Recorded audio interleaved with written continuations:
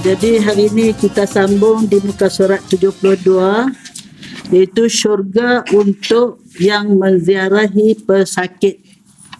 Jadi maknanya berbagai peluang, berbagai ibadat yang Allah Ta'ala sediakan untuk melayakkan kita masuk syurga. Antaranya kita ziarah orang sakit, ya. Assalamualaikum warahmatullahi wabarakatuh.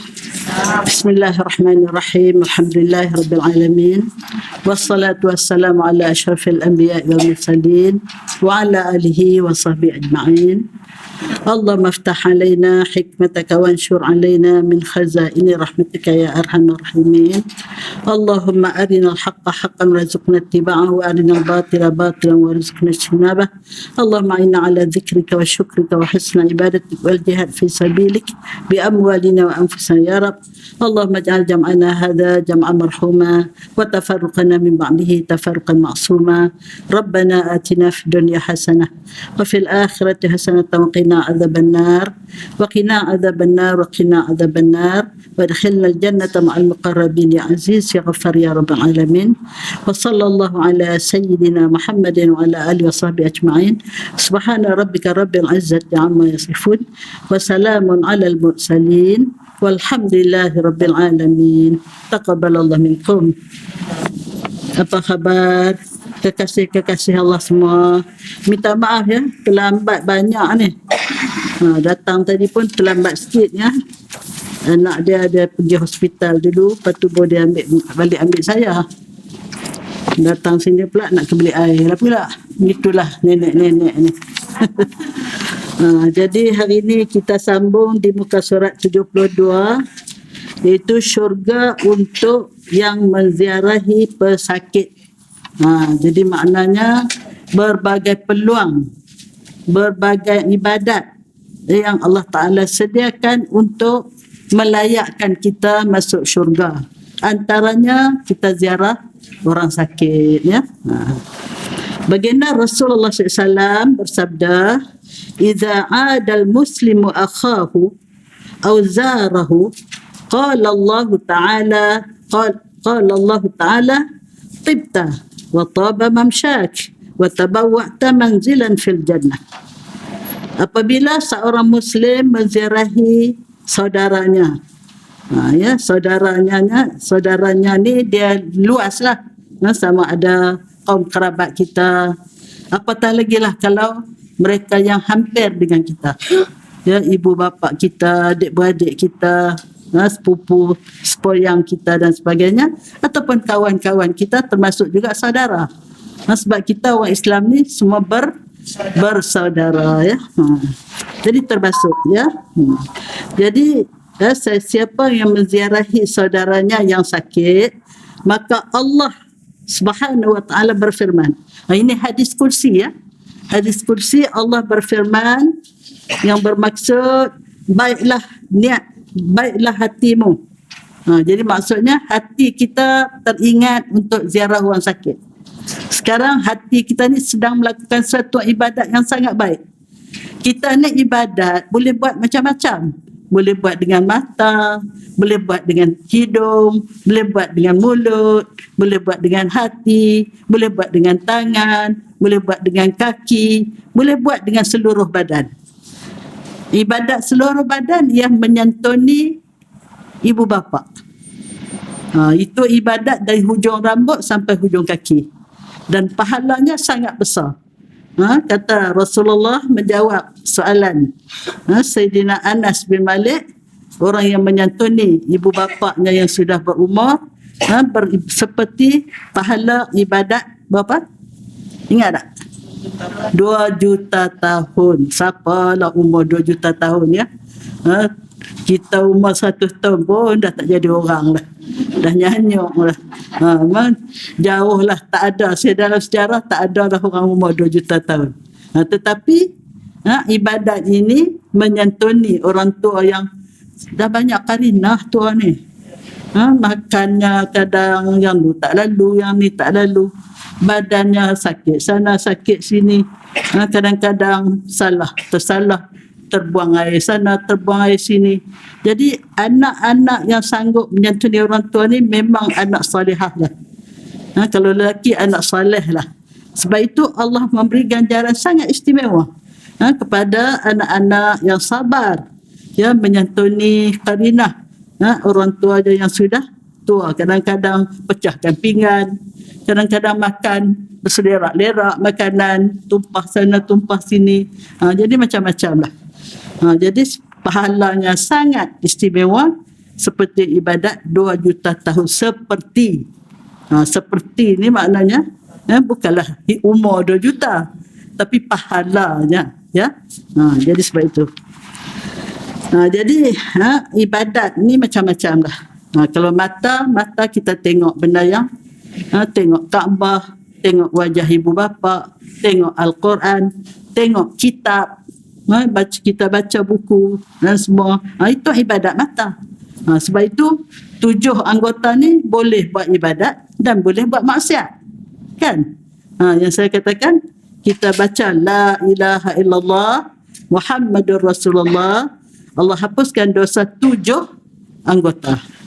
Jadi 7 anggota ni selalu buat dosa. Mulut membawang, telinga dengar benda yang tak elok, mata tengok benda yang tak elok, kaki pergi tempat yang tak elok dan sebagainya. Jadi sebagaimana 7 anggota ni boleh buat benda yang tak elok, dia juga boleh buat benda yang elok. Dan bertambah lagi ibadat hati. Ibadat hati. Hati ini niat nak pergi ziarah orang sakit. Dia mesti start daripada hati dulu.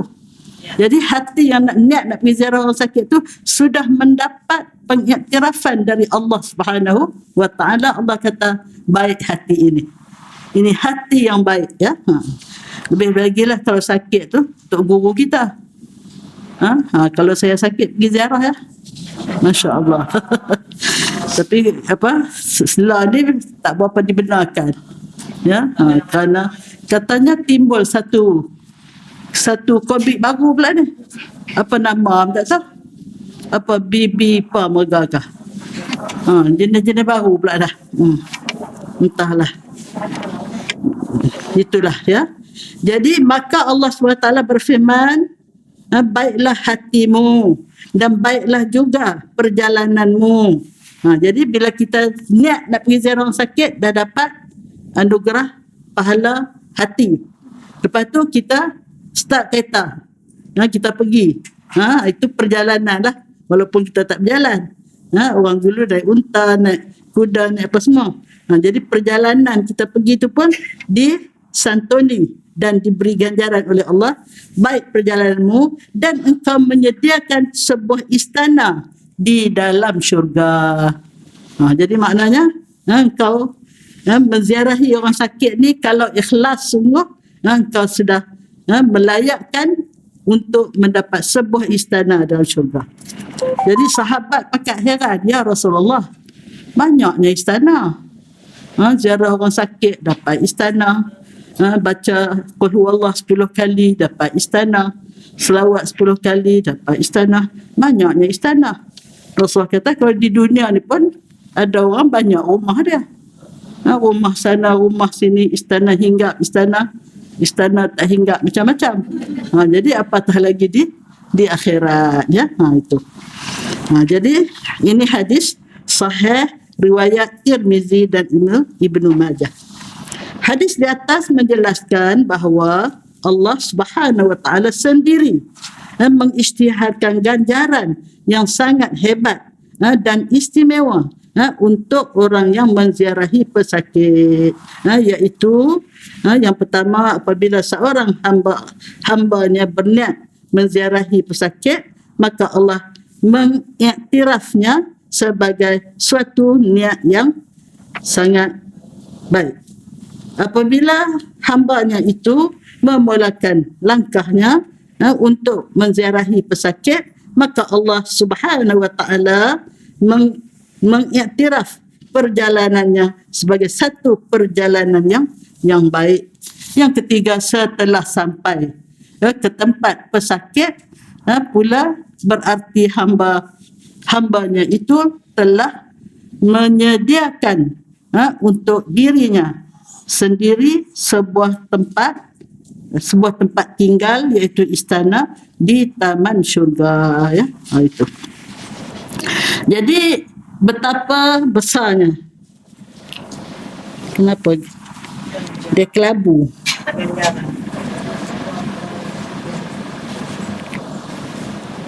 Dia setengah-setengah tempat dia minta orang muda tolong baca.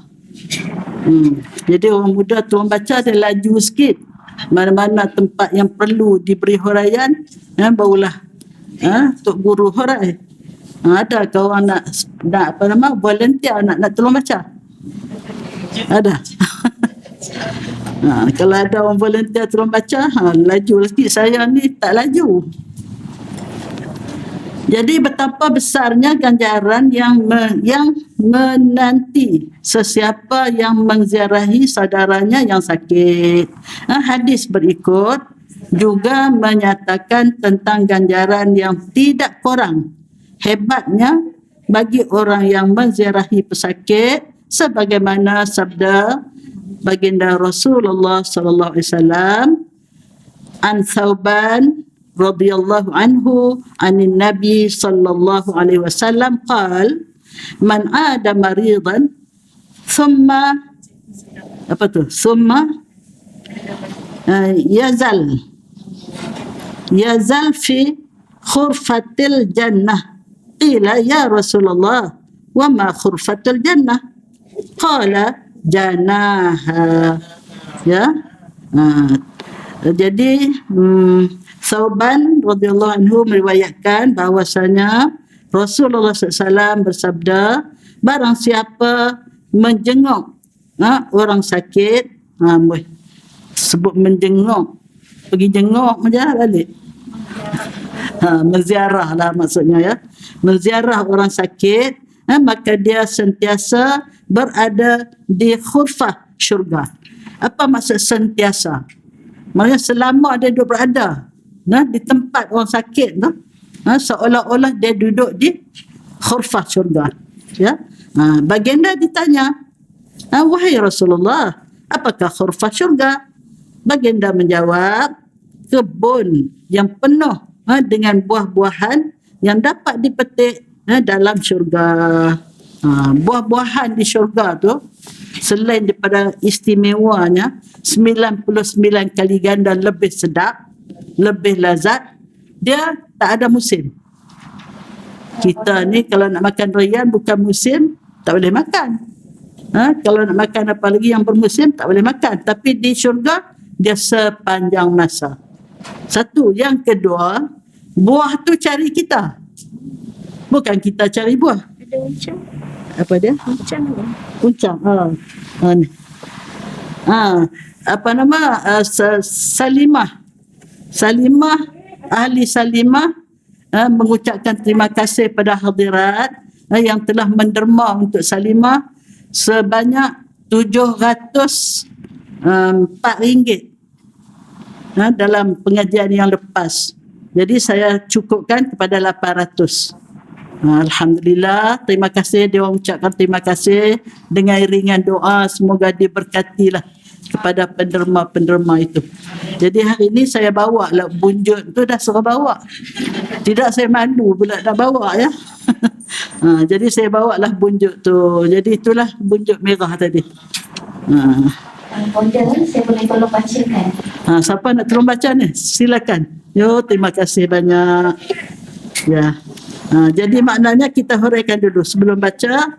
Jadi bila disebut sentiasa tu maknanya sentiasa selagi dia duduk dalam di tempat pesakit itu, maka dia berada di taman syurga yang buah-buahannya tidak ada musim, tidak susah untuk kita dapat. Di dunia ni susah. Kalau buah tu, pokok tu tinggi, kena cari galah lah. Kadang-kadang kerengga lah pula. Nak ambil tak boleh. Saya depan rumah ada pokok jambu apa?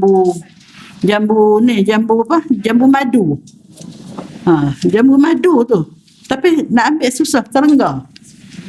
Dia sedap gamaknya. Jadi di dunia ni susah. Walaupun ada, tapi susah nak dapat. Di akhirat, terlintas saja, bukan minta. Terlintas saja saya nak makan apa-apa, serta merta datang. Tak mau kan masuk surga? Allahu Akbar. Rugilah mereka-mereka yang tidak diberitahu ataupun tidak sampai pengetahuannya tentang bagaimana nikmatnya menjadi ahli syurga. Dan sebenarnya bukan susah pun nak jadi ahli syurga. Ya, Allah tak minta kita 24 jam beribadat. Tetapi boleh amalan 24 jam jadi ibadat. Tapi kita yang ibadat rasminya sembahyang je. Puasa setahun sekali. Haji seumur hidup sekali. Yang lain tu sembahyang je lah. Zakat kalau ada harta baru bayar zakat. Tapi kalau tak bayar teruklah. Harta itulah akan dikalungkan di leher dia, duk pikul lah harta tu sampai ke mana-mana ya. Jadi sebab itu saya gerun sangat dengar cerita orang tu berbilion-bilion ringgit dia bayar zakat tidak ya. Kalau tak bayar zakat nayalah. Sebab yang berbilion tu dia tak makan pun. Dia makan kadang-kadang sepinggan pun tak boleh habis. Nak makan banyak, darah tinggi, kencing manis. Jadi nak pakai pun tak adalah pakai sekali pakai 10 pasang. Sepasang aja. Ya. Sahabat Rasulullah selai baju je. Ada seorang governor tu. Rakyat dia report kat Saidina Umar. Dia ni ada 3 perkara dia orang tak puas hati. Yang pertama, dalam sebulan ada 1 hari dia tak datang pejabat. Lepas tu ada masa dia masuk pejabat lambat. Selepas matahari keluar baru dia masuk pejabat.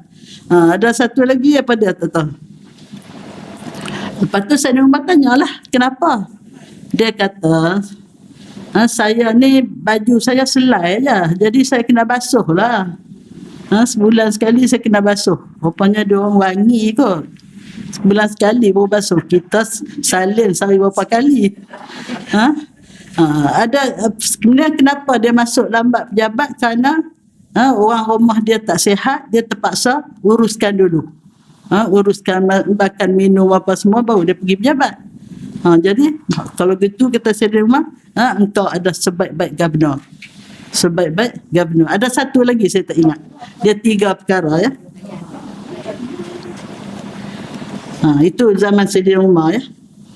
Jadi ini hadis yang kedua tentang istimewanya Allah Ta'ala sediakan ganjaran untuk orang yang menziarahi pesakit.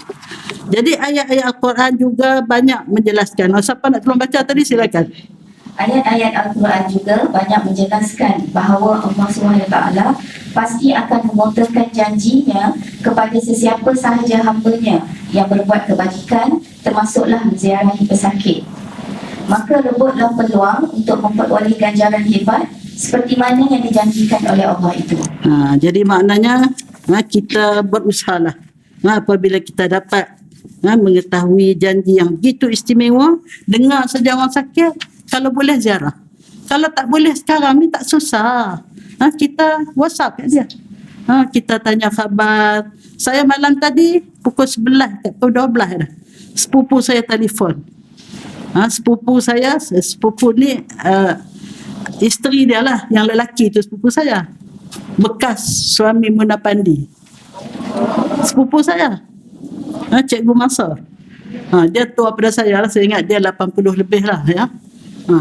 Dia pergi doktor luar tu minta dia pergi ke hospital. Dia hospital masuk dia ICU, dia orang terlebih masuk air. Hospital pun boleh jadi no?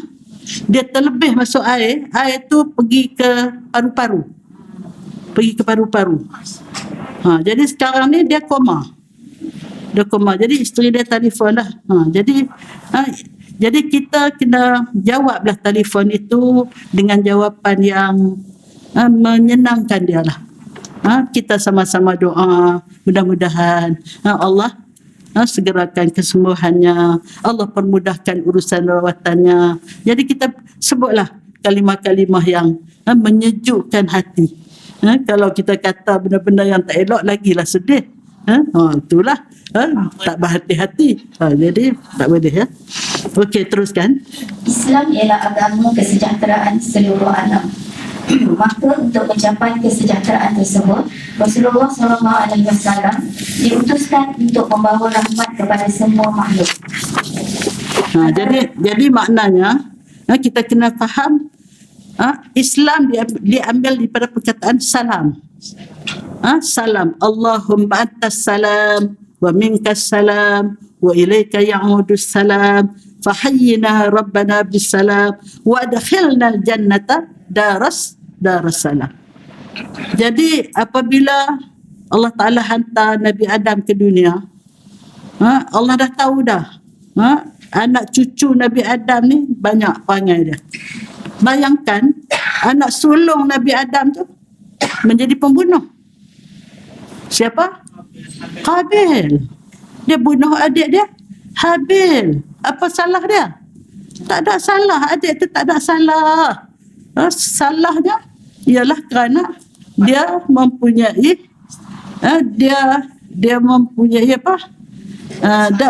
Berbuat wanita cantik. Bukan berbuat ni, dia seorang saja. Digoda oleh syaitan. Kembar engkau cantik, pasal apa nak bagi ke Habil? Engkau kahwin sendirilah. Sebab masa tu tak ada orang lain di dunia ni, yang ada adik-beradik aja. Jadi diselangkan. Kembar pagi, kembar yang ini kahwin dengan kembar yang seorang lagi ya. Anak Nabi Adam berapa orang? 40 orang. Siti Hawa bersalin 20 kali. Tiap kali bersalin berkembar. Lelaki perempuan lagi. Bila nak kahwin sampai masa dah dewasa nak dikahwinkan, maka perkahwinan pertama tu dah jadi hal. Jadi sebab itu Allah menghantar suatu panduan hidup yang bila kita berpandu pada panduan hidup ini, insya-Allah kita selamat. Sebab apa? Sebab Islam, psikologi dalam Islam mudah dah. Tak payah tebal-tebal buku psikologi. Kita nak mengamalkan psikologi Islam, buat pada orang apa yang kau suka orang buat pada engkau. Kalau semua orang macam tu, selamat dah dunia ni. Sejahtera dah dunia ni. Dan orang yang paling istimewa di dunia ini, orang yang paling banyak memberi manfaat pada orang lain. Kalau dia ada tenaga, dia guna tenaga dia untuk tolong orang. Kalau dia ada lebih rezeki, dia guna rezeki yang lebih untuk bantu orang yang susah. Kalau dia ada ilmu, dia sibarkan, dia tak kedekut pada orang untuk menyampaikan ilmu itu, sama-sama bermanfaat. Jadi semua orang berlomba-lomba untuk menjadi orang yang memberi manfaat pada orang lain. Bukan memberi mudarat, memfitnah, menyakitkan, menzalimi, menipu dan sebagainya. Tak ada. Jadi sebab itu Islam ni kalau betul-betul ikut ajaran Islam, dia betul-betul membawa kesejahteraan dalam dunia ini. Sebab itu kita diajar berdoa, Allahumma antas salam. Ya Allah, engkaulah Maha pemberi kesejahteraan. Wa minkas salam, dari engkau dapat kesejahteraan. Betul? Wa ilaika ya'udus salam, kepada engkau berpulangnya kesejahteraan. Betul? Fahayyina rabbana bisalam, hidupkanlah kami dalam keadaan sejahtera. Wa adkhilna jannata darassalam, dan masukkanlah kami ke dalam syurga, tempat yang penuh dengan kesejahteraan. Itulah kita doa tiap-tiap hari lepas solat. Jadi kita syukur sangat-sangat pada Allah. Allah telah kurniakan kita menjadi orang yang beriman dengan ajaran yang membawa kesejahteraan. Sedangkan yang memelihara Rasulullah sendiri, Abu Talib, tak dapat agama kesejahteraan ini. Dia sedang diazab oleh Allah. Cuma katanya hari Isnin dikurangkan azab tu. Sebab hari Isnin hari kelahiran baginda Rasulullah sallallahu alaihi wasallam. Tetapi kita alhamdulillah. Jadi sebab itu kita syukurilah kita dianugerahkan menjadi seorang Muslim, seorang Muslimah dengan kita memperbaiki, kita mengelokkan dari semasa ke semasa ilmu kita supaya kita dapat mempertingkatkan kita punya ibadat, dapat menambah dekat diri kepada Allah Subhanahu wa taala. Ya, syukur sangat-sangat. Ya, sangat-sangat syukur. Okey, teruskan. Antara amalan yang boleh merealisasikan rahmat tersebut ialah dengan memupuk kasih sayang antara satu sama lain, dengan saling memberi hadiah, tolong-menolong, hormat menghormati, ziarah menziarahi dan sebagainya. Dalam pada itu, Islam melarang keras hasad dengki, fitnah memfitnah, hina menghina, memutuskan silaturahim dan segala perbuatan yang boleh merosakkan keharmonian hidup individu dan masyarakat. Allah, Masya Allah. Cantik sungguh Islam ni, ya. Itulah. Islam suruh kita jangan kedekut, kasih sayang tu. Allah Ta'ala sendiri mengisytihad yang maha pengasih dan maha penyayang. Sedangkan Allah tu tak berhajat pada sesiapa pun. Kalau seluruh penduduk alam ini beriman pun Allah tak bertambah. Kalau seluruh kafir pun tak bertambah, tak kurang. Jadi Allah nak suburkan sifat kasih sayang dalam hati, ya, makhluk ni, maka dia ijtihad Bismillahirrahmanirrahim. Kita buat apa-apa pun dengan nama Allah yang maha pemurah lagi maha penyayang. Jadi kita doa, ya Allah, jadikanlah hatiku mempunyai sifat pengasih, penyayang. Ya? Jadi sebab itu kasih sayang ini adalah suatu benda yang sangat-sangat diberi ganjaran istimewa oleh Allah kepada sesiapa yang mempunyai sifat kasih sayang, dan siapa yang Allah cabutkan kasih sayang daripada hati dia, itu satu daripada bala Allah untuk dia. Bila dia tak ada kasih sayang, keluarga sendiri pun dia inayah, betul tak? Anak sendiri dia pun inayah kalau tidak ada kasih sayang. Sedangkan binatang pun Allah campakkan kasih sayang. Sebab itu kasih sayang ni ada hadis dia, ya? Iaitu Allah menceritakan Allah sediakan 100% kasih sayang, tapi Allah hantar ke dunia ni 1% saja. 99% Allah simpan untuk penghuni syurga. 1% inilah berkongsi antara seluruh makhluk. Seorang ibu kuda bila melahirkan anak kuda, dia tak pijak anak dia tu. Kerana apa? Kerana ada kasih sayang. Ibu ayam, cuba tengok kalau dia anak kecil macam mana. Dia sanggup menunjukkan dia punya kehebatan dia lawan siapa saja yang akan mengganggu anak dia. Kerana apa? Kasih sayang. Tapi manusia letak anak di tangga masjid, letak anak di dalam hutan, sehingga anak tu dimakan di binatang-binatang, disurung, di semut dan sebagainya. Ini akibat daripada tidak ada kasih sayang, akibat daripada tidak betul dalam perjalanan hidup. Jadi bila tak betul daripada mula, berlakulah kerosakan. Ya, jadi anak yang dilahirkan tu tak berdosa. Yang berdosa ialah yang bertanggungjawab, menyebabkan kelahiran yang tidak syar'i. Ya. Jadi sebab itu kasih sayang perlu kita doa khusus pada Allah supaya Allah campakkan sifat kasih sayang dalam hati kita, sehingga Allah tegur, walau kunta faddan ghalizal qalbi lan faddu min hawlik. Allah kata, wahai Muhammad, kalau engkau keras, kasar, semua sahabat akan lari daripada keliling engkau. Tetapi oleh kerana Rasul sangat pengasih, sangat penyayang, maka semua orang kasih. Sampai 1444 tahun pun kita masih lagi cinta dan kasih sayang pada Rasulullah. Lebih bagi Al-Falah ni, katanya buat maulid sampai 2 kali. Dah buat dah sekali, nak ada lagi dah buat. Masya Allah. Dah buat dah 2 kali dah. Oh, hebat betul.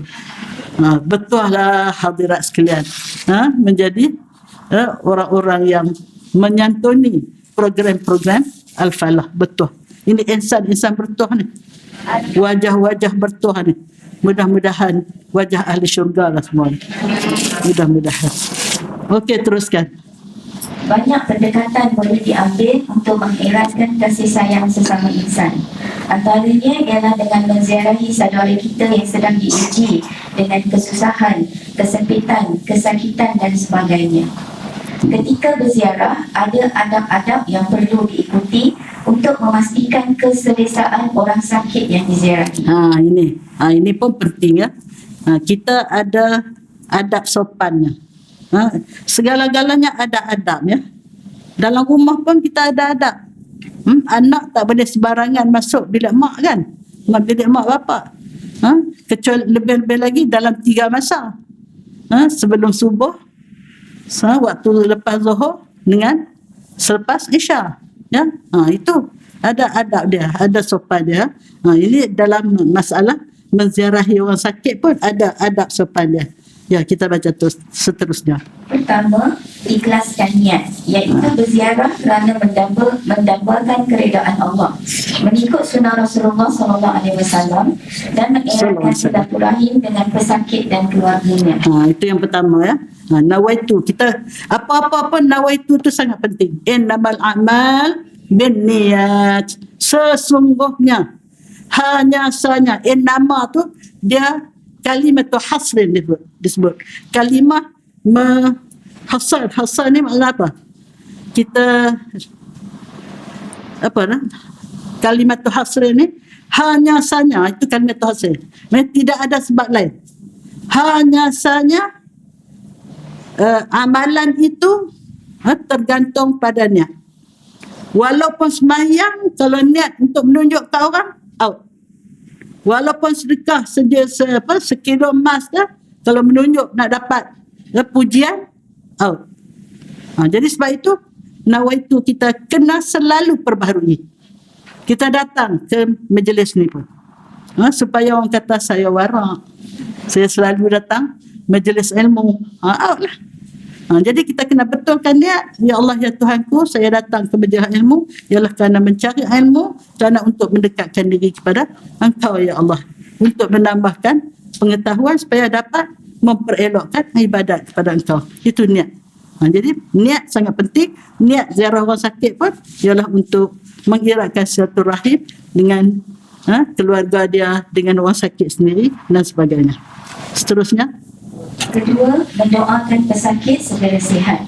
Antara doa ringkas yang boleh diamalkan, la ba'sa tahurun insya-Allah. Ini doa dia ya. La ba'sa, tak apa, sabar. Tahurun insya-Allah, bila kau sabar menanggung ujian Allah ini akan menghilangkan dosa, menghapuskan dosa.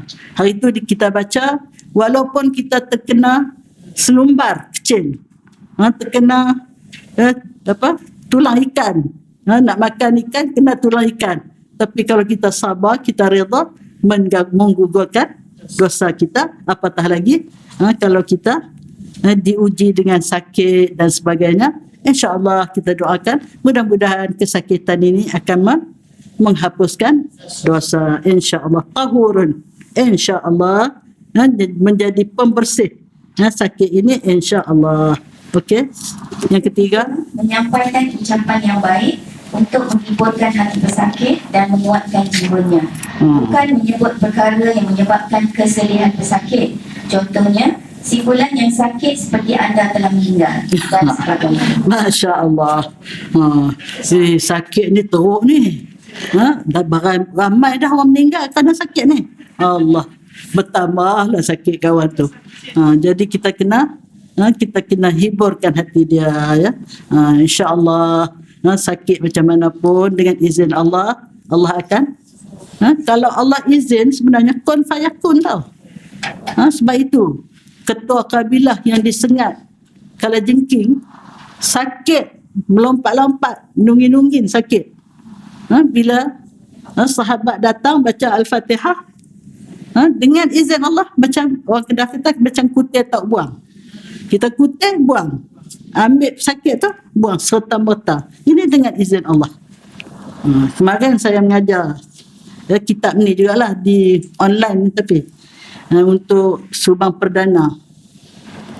Timbul doa bila kita sakit. Rasulullah ajar bila kita sakit di mana-mana. Macam saya ni sakit tengkok. Pegang tempat yang sakit tu, kita baca Bismillahirrahmanirrahim 3 kali. Lepas tu kita baca Allahumma inni apa? Lupa dah tu. A'udzu bi'izzatillah wa qudrati min syarri ma ajidu wa uhadzir 7 kali. InsyaAllah. Dia kata dia kena COVID. Dia sakit kepala sangat-sangat. Dia baca doa tu, dia kata. Ni anak murid daripada Subang Perdana. Dia baca doa tu Alhamdulillah. Tapi dia baca lebih daripada 7 kali lah. Jadi maknanya kalau Allah nak, Allah boleh hindarkan. Jadi sebab itu kalau kita sakit macam mana, kita ikhtiar juga, cari juga ubat. Tapi kita jangan mengatakan ubat ni lah yang menghilangkan sakit saya. Ni tengkok saya ni, saya makan ubat Dr. Arsyad, Alhamdulillah. Tapi kerana duk perangai, duk tunduk juga. Dah biasa, dah bertahun-tahun dah. Duk tunduk juga. Tapi Alhamdulillah lah. Saya nak pergi jumpa dia Umar Sarwar sekali. Nak minta tambah sikit lagi lah. 1 set lagi. Mudah-mudahan ya. Jadi maknanya kita ikhtiar. Tapi yang menyembuhkan tu Allah. Cumanya bila Allah nak sembuhkan tu, kita terima je lah. Qada qadar Allah Subhanahu wa ta'ala. Jadi ucaplah ucapan-ucapan yang melegakan hati. Jangan kita tambah garam tempat luka. Dahlah luka kawan tu, bubuh garam, bertambah pedih kawan tu ya. Okey, keempat, menyentuh pesakit yang sama jantina perlahan-lahan untuk menambah kemesraan dan kasih sayang antara yang datang berziarah dengan pesakit. Sama jantina tu. Jangan duk apa? Suami orang sakit, kita pula pergi urut kawan tu. Isteri dia geram aja dalam hati ya. Sama jantina tak apalah ya. Jadi kita sentuhlah dia ya, sama jantina. Kita urut-urut sikit kita ni sambil seeloknya sambil kita doa. Bisa sambil kita doakan untuk dia. Di samping kita menyentuh tempat sakit dia tu. Okey, yang kelima, digalakkan membawa buah tangan untuk pesakit seperti buah-buahan atau memberi sedikit bantuan keuangan untuk meringankan tanggungan perubatan pesakit. Itu pun bagus juga ya. Sebab sebenarnya bukan orang sakit saja. Kalau boleh ya, kita nak pergi rumah orang ni, kalau seelok-eloknya bawalah. Bawalah buah tangan. Lebih-lebih kalau ada kanak-kanak. Kalau tak bawa buah tangan, sedia duit kecil. Bila nak balik tu, bagi kat budak-budak suka dia ya. Itu. Okey. Keenam, meringkaskan masa berziarah supaya pesakit dapat berehat daripada melayani perbualan orang berziarah ini. Janganlah duduk sampai berjam-jam. Kawan tu dah lah sakit, duk layan kita. Dia nak suruh balik tak gamak. Yang kita ni duk buka sembang. Kesian kat dia ya. Sekejap je lah. Ketujuh, mendoakan pesakit agar cepat sembuh dan melafazkan kata-kata yang menyenangkan hati serta memberi harapan kepada pesakit. Itulah ya, kita doakan dan kita bagi seperti yang di atas tadi lah ya. Okey, ke-8, memberi nasihat agar bersabar dan tabah menghadapi ujian. Itulah ya, ujian ni adalah Allah Ta'ala. Ujian ni dia ada positif, ada negatif. Ujian positif iaitu Allah beri kita benda-benda yang baik. Naik pangkat, beri kekayaan, beri sihat. Itu ujian juga. Tetapi ramai orang kalah, gagal bila menghadapi ujian manis. Tak ramai orang gagal menghadapi ujian pahit. Sebab itu sekali-sekala kena bagi yang pahit. Kita sakit gigi bukan setiap masa kan, sekali-sekala je. Bila sakit gigi, rasa macam mana bila sihat? Adakah kita bersyukur bila gigi kita sihat? Tak pun. Tapi bila sakit, ya Allah, ya Allah, ya Allah. Itulah dikatakan semut itu banyak yang mati kerana cuka. Banyak yang mati kerana gula. Tak banyak yang mati kerana cuka. Banyak orang lalai bila dapat ujian manis. Lupa nak bersyukur. Jadi bila dapat ujian pahit, serta-merta dia kembali pada Allah. Ini ada satu kisah. Ini kisah benar. Seorang doktor pakar mata. Dia bekerja di satu hospital di Madinah. Dia ni free thinker. Dia duduk Madinah tapi dia free thinker. Dengan takdir Allah, dia dapat anak sakit yang kronik. Doktor kata, penyakit anak awak ni, dia doktor juga. Tapi untuk merawat anak dia ni, doktor lain. Doktor-doktor yang merawat anak dia ni, dia kata penyakit ini luar biasa. Dia kena buat pembedahan dari semasa ke semasa. Kita pembedahan sekali je. Jadi dia ni bingung. Akhirnya dia keluar daripada bilik pembedahan tu. Dia berjalan-jalan, dia ternampak musalla. Nampak surau. Dia tak pernah masuk lah surau tu. Dia pun terlintas hati nak masuk. Dia masuk, tengok tak ada apa pun. Yang ada sejadah, ada Quran. Dia pun, dia duduk atas sejadah tu, dia berdoa. Dia kata, wahai Tuhan, kalau engkau ni benar engkau ada, sebab dia tak percaya Tuhan. Kalau benar engkau ada, wahai Tuhan, sembuhkan sakit anakku. Lepas dalam 10 minit, dia pun keluar. Dia pergi masuk tempat rawatan anak dia tadi. Dia tengok semua doktor-doktor yang nak rawat tu pakat duk relax. Duk relax semua. Dan anak dia pun bangun. Tersenyum. Dia kata, pelik ni. Doktor kata, anak awak tak ada penyakit. Anak awak tak ada penyakit. Dia sihat sepenuhnya. Itu yang kata serta-merta tu, kun fayakun tu. Lepas tu, dia tak terus masuk Islam. Dia kaji. Dia kaji agama Yahudi. Dia kaji agama Nasrani. Dia kaji agama lain. Dan last sekali, dia kaji Islam. Rupa-rupanya Islam dah suatu agama yang benar. Beriman kepada Allah, itulah suatu cara hidup yang betul. Dan dia terus memeluk Islam. Dia jadi Lawrence. Lawrence kan nama dia. Lawrence Abdullah Lawrence. Lawrence kan Lawrence kan? Saya pun tak tahulah. Itu. Lawrence. Abdullah Lawrence. Terus masuk Islam. Itu. Kalau Allah nak bagi hidayat, dia jadikan ada sabab-musabab. Dan doktor kata, anak awak tak ada penyakit. Yang tadinya, doktor kata, penyakit anak awak ni sangat kronik, kena buat pembedahan dari semasa ke semasa. Allahu Akbar. Yakinlah pada Allah. Yakin Allah berada bersama kita. Dan Allah ni kalau kita minta betul-betul, yang tadi bukan Islam pun. Dia free thinker. Tak beragama. Tak percaya Tuhan. Tapi dia dah tak ada arah dah. Tak ada arah dah. Nak minta, takkan nak minta kat kayu, kat batu. Bila dah sangat terdesak, dia akan kembali kepada fitrah. Fitrah ialah kita bertuhankan yang maha kuasa. Akan seru yang maha kuasa. Maka dia pun seru dengan cara dia lah. Kalau engkau betul ada Tuhan, engkau sembuhkan anakku. Allah sembuhkan serta-merta dan dia akhirnya meluk Islam. Masya Allah. Allahu Akbar. Itulah ya. Yes, terus. Kesembilan, bertanyakan tentang ibadatnya. Sekiranya dia tidak mampu, ajarlah dia atau bertanya kepada orang yang pandai. Jadi maknanya ini satu masalah. Bila sakit, dah tak semayang. Sebenarnya sembahyang ni diwajibkan sehingga walaupun tak dapat nak angkat mata pun kena sembahyang juga dengan hati. Jadi dengarlah, dan sakit sikit dah tak sembahyang.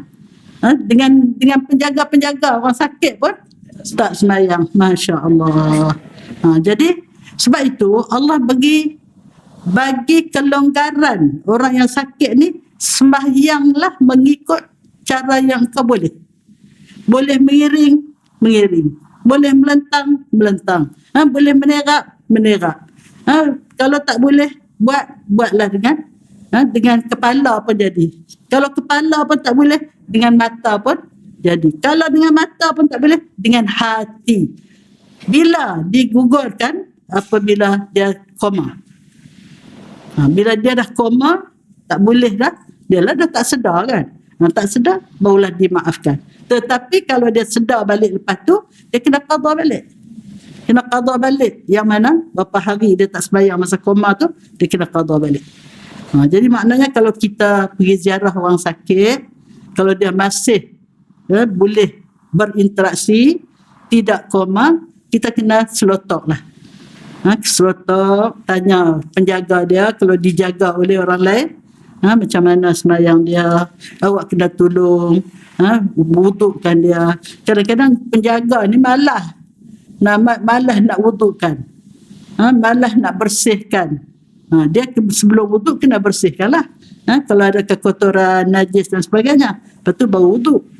Dan kalau dalam keadaan yang macam ni, dia wuduk lah. Ketika dia dekat-dekat nak habis waktu dengan nak masuk waktu, supaya dia dapat guna wuduk tu untuk kedua-dua sembahyang tadi ya. Itulah. Jadi kita kena selotok, tanya dia tentang sembahyang dia selagi dia tidak koma ya. Itu. Akhirnya, marilah kita semua merebut peluang keemasan ini. Semoga kita termasuk dalam golongan orang yang ke syurga tanpa hisab. InsyaAllah. InsyaAllah. Amin ya rabbal alamin. Jadi selesailah tentang menziarahi orang sakit, melayakkan ke syurga tanpa hisab. Jadi kita masuk yang berikutnya, kehilangan pandangan mata ya. Silakan. Kehilangan pandangan. Tak ada. Kehilangan pandangan mata. Tak ada. Kehilangan.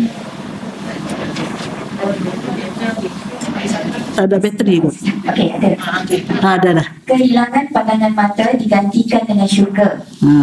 Dalam sebuah hadis qudsi diriwayatkan, An Anas qala sami'tu nabiyya yaqulu qala Allah izab talaitu abdi bihabibataihi fasabara awattuhu minhumal jannah yuridu ainaihi. Terjemahannya daripada Anas. Nanti. Tak apa, saya terjemah terus. Jadi hadis ini menceritakan tentang bagaimana anugerah Allah kepada orang yang Allah jadikan dia tak dapat melihat. Sama ada dia lahir dalam keadaan yang buta ataupun di pertengahan jalan. Kadang-kadang orang aksiden kan. Kadang-kadang, dan ada satu kisah. Ini kisah benar. Ya, berlaku di kampung saya. Di kampung ni, kadang-kadang berlakulah orang ni botang kat orang ni, botang padi, botang apa di kampung belah utara kan. Jadi satu masa si A ni katalah A lah. Dia berhutang kepada si B. Dia berhutang padi. Lepas tu sampai masa ambil padi, menuai, dia bayar lah. Pergi bayar. Bayar tu di depan hamba Allah ni. Kemudian hamba Allah ni kata, dia tak nampak pun bayar. Dia kata dia tak bayar. Jadi minta suruh bayar lagi. Kalau saya nampak, buta mata saya. Dengan izin Allah, mata dia buta semua. Mata dia celak tapi tak nampak. Itu Allah Ta'ala tunjuk serta-merta. Jangan main-main. Itu. Jadi buta yang macam tu, adakah Allah bagi syurga?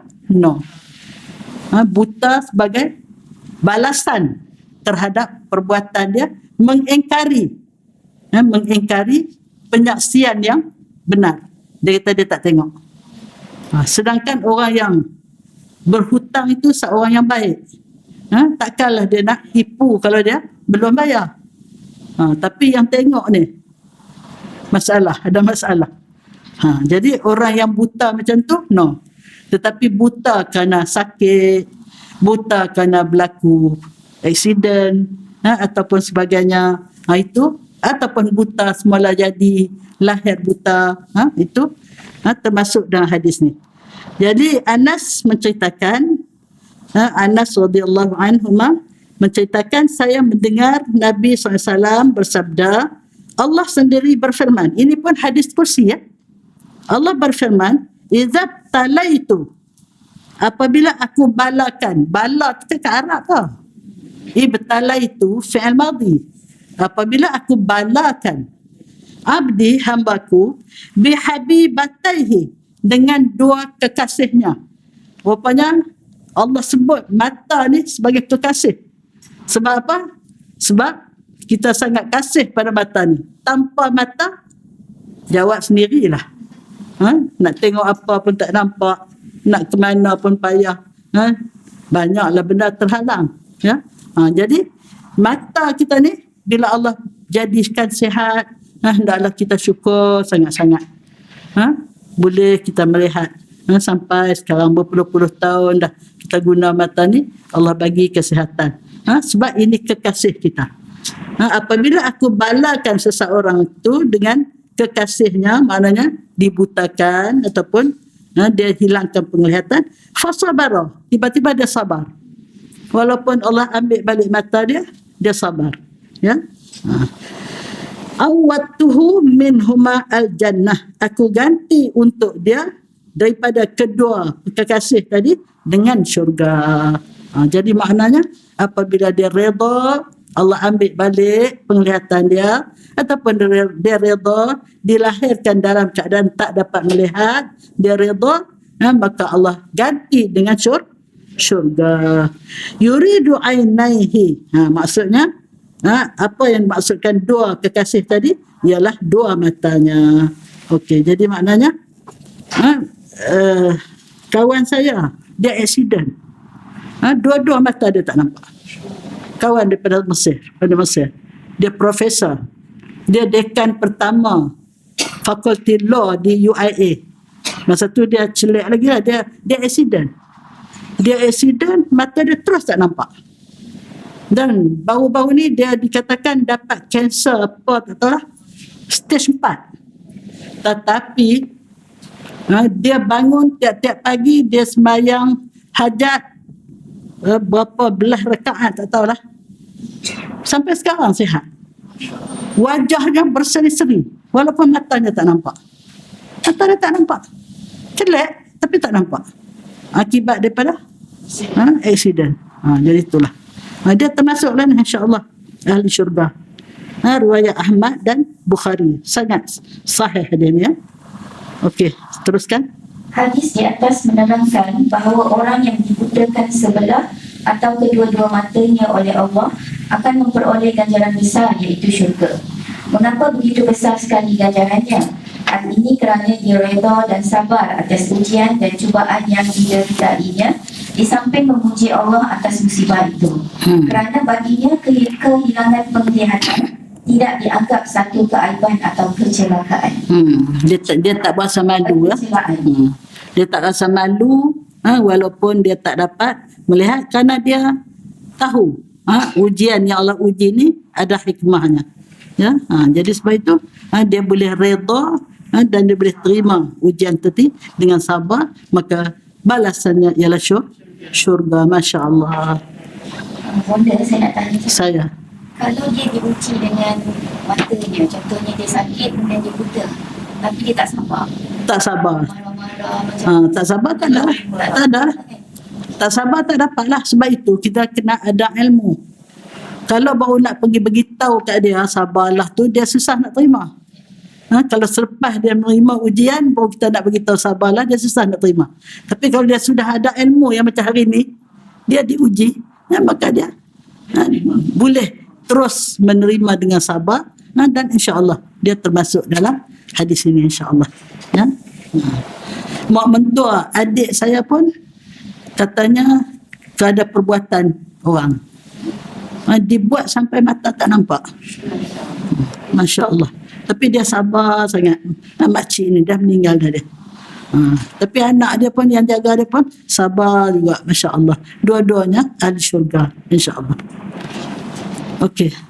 Mata ialah organ yang paling penting dalam kehidupan seseorang. Mata boleh dianggap sebagai panca indera yang mempunyai pelbagai fungsi. Dengan mata, manusia dapat melihat tanda-tanda kebesaran Allah, menimba segala jenis ilmu, dapat membaca dua sumber hukum yang paling penting, iaitu Al-Quran dan Hadis. Dengan mata juga, manusia dapat bergerak dengan mudah, dapat bersilaturahim, beribadah, berjihad dan sebagainya. Itulah ya, punya banyaknya kelebihan mata dan kegunaan mata. Kita ni sekarang ni semua ada mata tak? Ada mata, sihat tak? Satu hari berapa kali terima kasih atas kesihatan mata? Jadi kita kena syukur, bukan mata sajalah ya. Kita syukur sangat-sangat ya Allah atas anugerah Engkau yang tak terhingga pada hamba yang fakir, yang miskin, yang dhaif, yang kerdil, yang jahil ini. Engkau beri layanan yang begitu banyak, begitu istimewa. Hamba syukur tak terhingga ya Allah. Sebab macam tu. InsyaAllah, mudah-mudahan. Cakap Melayu je. Allah faham. Allah faham. Allahu Akbar. Subhanallah. Okey. Namun begitu, ada insan terpilih dari kalangan hamba Allah diuji dengan kehilangan pandangan mata. Ada orang yang kehilangan nikmat terbesar ini sejak lahir, dan ada yang kehilangannya di pertengahan hidupnya kerana sesuatu sebab. Apabila nikmat ini diambil oleh Allah, namun dia redha, bersabar dengan ketentuannya, dan dalam masa yang sama meneruskan kehidupan sebagai hamba yang taat kepada Allah dan Rasulnya, maka Allah menjanjikan satu ganjaran yang lebih besar untuknya, iaitu dia layak masuk ke syurga. Masya Allah. Masya Allah. Okey, teruskan. Sebenarnya orang yang diuji dengan kehilangan keupayaan pada dua organ serentak, iaitu mata dan telinga, dianggap tidak mukallaf, iaitu tidak dipertanggungjawabkan dengan tanggungjawab keagamaan dan segala hukum hakam agama seperti solat, kerana dia tidak dapat melihat dan mendengar. Namun begitu, terdapat beberapa individu dalam kalangan salafus soleh yang diuji dengan kehilangan penglihatan tetapi tetap meneruskan kehidupan dengan melaksanakan ibadat dan ketaatan kepada Allah. Seorang daripada mereka ialah Abdullah ibnu Abbas yang kehilangan penglihatan pada akhir hayatnya. Begitu juga Abdullah ibnu Abbas ni adalah sepupu Rasulullah sallallahu alaihi wasallam yang didoakan khusus oleh Rasulullah untuk dapat melihat ilmu yang tersirat. Ini hebatnya. Rupanya dia diuji dengan separuh umur dia dengan kehilangan penglihatannya, masya-Allah. Tapi dia sangat-sangat alim. Begitu juga Abdullah ibnu Umi Maktum yang diberi penghormatan untuk menjadi penguasa bandar dan diutus oleh penguasa ni governor dan diutus oleh Nabi SAW untuk berdakwah ke Madinah meskipun menderita buta sejak lahir. Jadi itulah. Dan kisah Abasa wa Tawalla ni adalah kisah Abdullah bin Maktum. Turunnya ayat surah ini disebabkan pada satu hari Rasulullah didatangi oleh pembesar-pembesar Quraisy nak tanya tentang Islam. Jadi Rasulullah bersemangat lah kan supaya dia orang masuk Islam. Tiba-tiba Abdullah ni dia tak nampak. Dia mana tahu apa yang berlaku. Jadi dia pun masuk dalam majlis tu. Jadi Rasulullah macam tak sedap lah. Itu yang dia kata abasa wa tawalla, muka masam sikit lah. Macam tu lah. Dia masam sikit dan berpaling daripada Abdullah bin Maktum. Allah tegur abasa wa tawalla an ja'ahul a'ma, apabila datang kepada dia oleh yang si buta. Sebab apa? Sebab Allah kata yang datang tu memang dia datang nak belajar Islam, dia nak amal.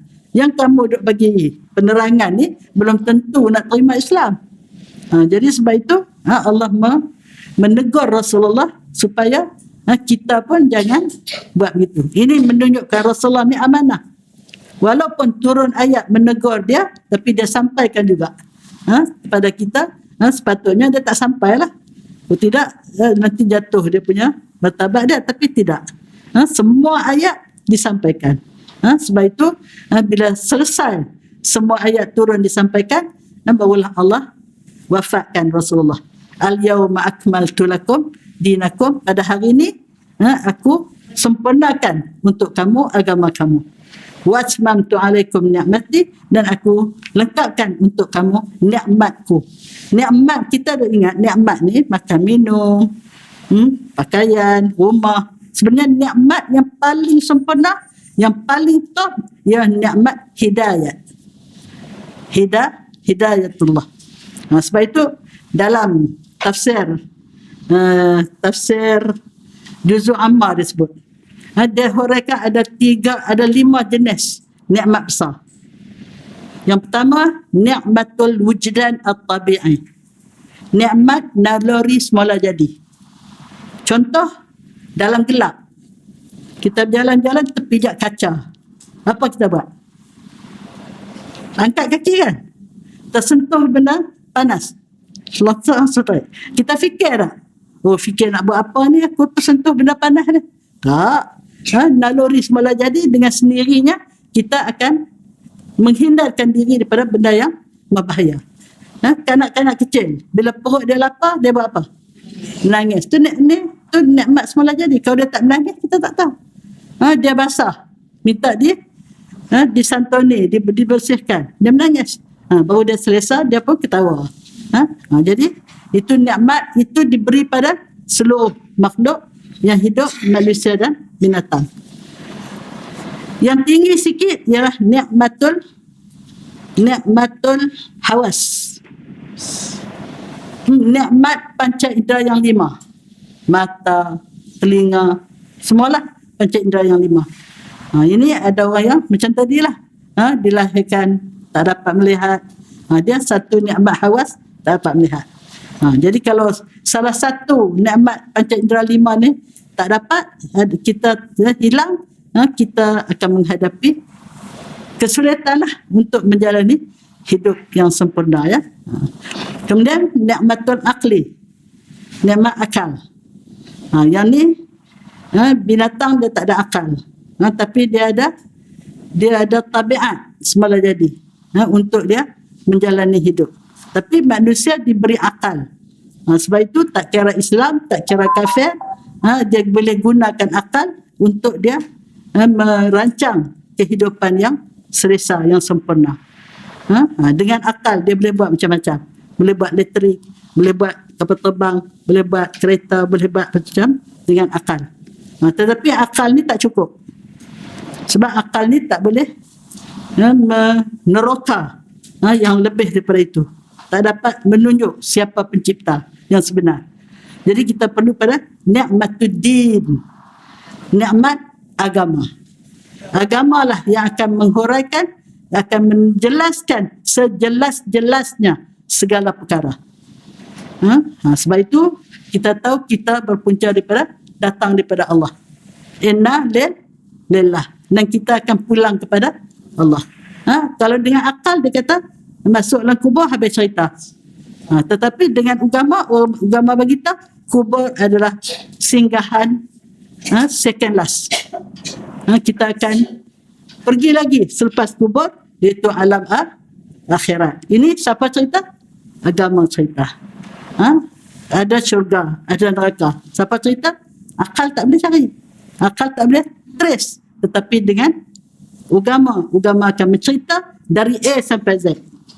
Daripada bagaimana kita dilahirkan, bagaimana kejadian kita dari setitis air yang tengok pun tak nampak, air mani tu. Ada orang doktor kafir masuk Islam, kita pukul berapa ni? Masya Allah, Allahu Akbar. Tak sedar, ya. Dah pukul 11.20 dah, Masya Allah. Kita habiskan cerita ni lah dulu. Jikalau para salafus soleh yang buta matanya pun boleh menjalani kehidupan dengan melaksanakan tuntutan agama, apatah lagi kita yang dapat melihat dengan sempurna. Justru hargailah nikmat mata dan gunakanlah mata untuk kebaikan demi menyelamatkan kita di akhirat nanti. Cuma saya nak tambah sikit je. Yang diuji dua-dua serentak. Mata tak nampak, telinga tak dengar. Maka dia tidak dipertanggungjawabkan. Sebab dua ni saluran mencari ilmu. Kalau telinga tak dengar, kita boleh isyarat. Kalau mata tak nampak, boleh cerita. Tapi kalau dua-dua, dia tak wajib semayang. Orang yang diuji dengan dua, kehilangan dua organ yang serentak, maka dia tidak mukallaf, tidak dipertanggungjawabkan untuk melakukan apa-apa hukum agama. Itu. Jadi itulah. Jadi saya terima kasih kepada adik ni, nama apa ni? Azlina. Kalau Azlina datang, ni boleh tolong baca. Okey. Terima kasih Azlina. Mudah-mudahan Azlina pun dapat pahala. Setiap huruf, setiap perkataan yang dibaca itu, dia mendapat ganjaran. InsyaAllah. Kita lihat di akhirat besok. Terima kasih Azlina. Subhanakallahumma wa bihamdika asyhadu an la ilaha illa anta astaghfiruka wa atubu ilaik.